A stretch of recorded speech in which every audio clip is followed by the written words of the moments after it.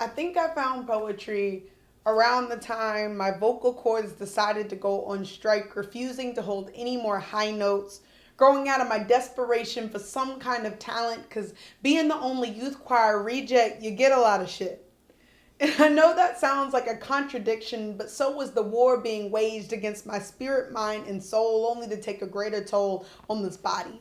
Paying through countless nocturnal nights where rampant ideas knocked on my brain's door at the most ungodly hours, and despite my great grandmother's warnings that nothing good ever happened after 2 a.m., more often than not, I found myself inviting all those thoughts in. I found myself surrendering to the invasion with crumpled up pages scribbled on with my thoughts bordering insanity, provoking poems in tandem with the sound of a seashell if you hold it up to your ear and you listen ever so softly every time I turn pages. It's my own form of the parting of the Red Sea as lukewarm watered words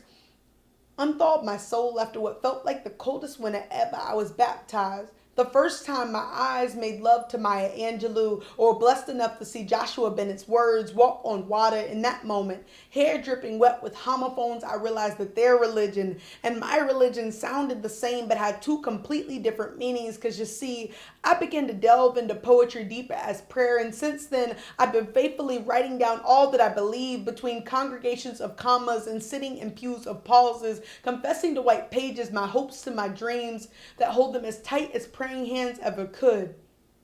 Filling up books, not only stowed away for Sundays because you can spit and write anywhere with nothing to wear, but skirts of stanzas and bold line button ups and your heart on your sleeves. Yes, I've got a strong faith in poetry.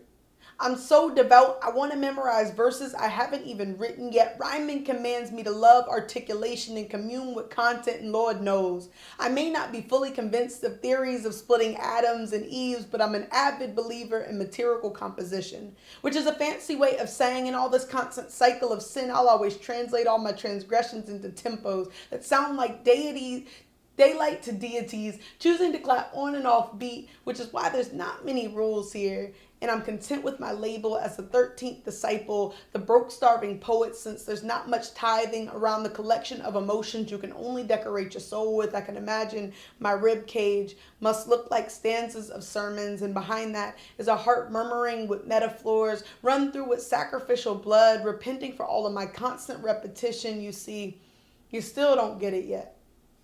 The doors of temples, mosques, and churches may sometimes close, but I'll always have the immaculate cross that is created when my pen combines with paper to touch my innermost thoughts. In short,